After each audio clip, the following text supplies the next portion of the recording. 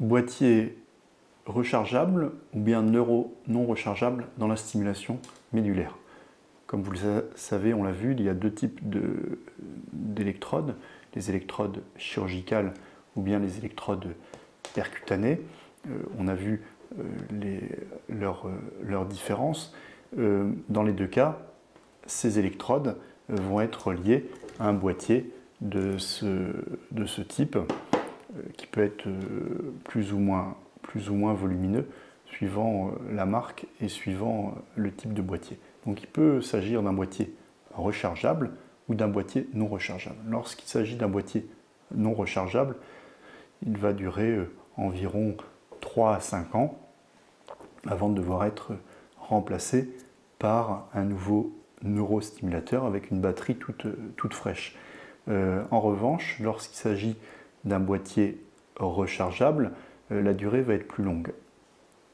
Pas éternelle pour autant, mais au bout de 10 à 11 ans, il va falloir aussi, dans ce cas-là, le changer. Alors, comment le boîtier non rechargeable, comment est-ce que l'on le recharge? Eh bien, on le recharge par induction, c'est-à-dire au travers de la peau, régulièrement. Ça peut être 1 à 2 fois par semaine. On va, suivant la consommation, pendant quelques heures, recharger au travers de la peau avec un chargeur qui sera intégré dans une ceinture, le boîtier, afin qu'il fasse le plein d'énergie. Ça peut se faire dans son canapé devant la télévision.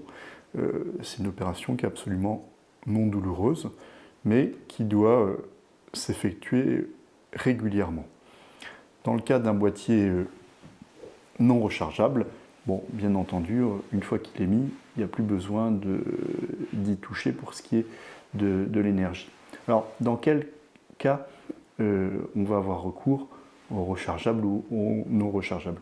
En fait, c'est pas le chirurgien qui va décider, ni même vous, ça va être la consommation d'électricité, d'énergie que vous allez avoir pendant cette phase test qui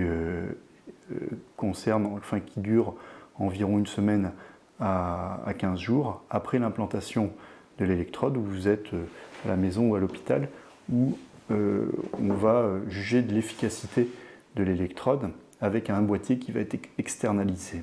Et durant cette phase test, on va voir à peu près quelle va être la consommation d'énergie pour obtenir un soulagement efficace.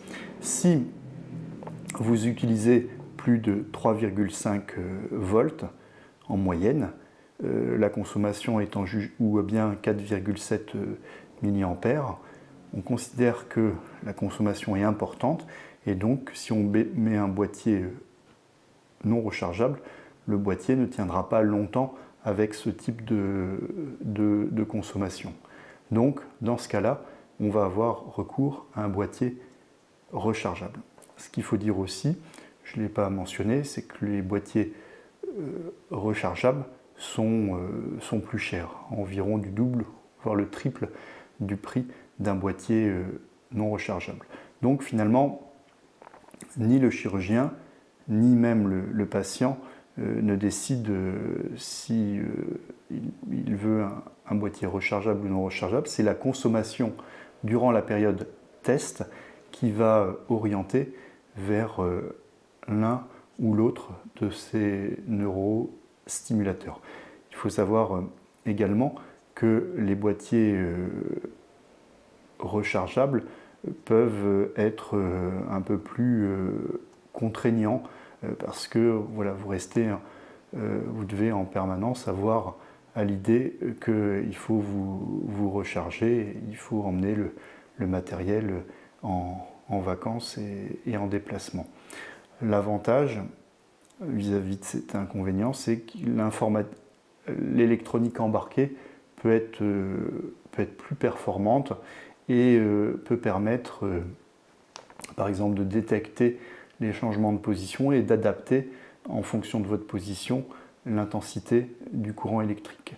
Et puis, le fait que ce soit un boîtier rechargeable, ça peut permettre d'autres modes de stimulation avec des fréquences plus importantes qui peuvent également avoir leurs avantages dans certains cas, et on y reviendra.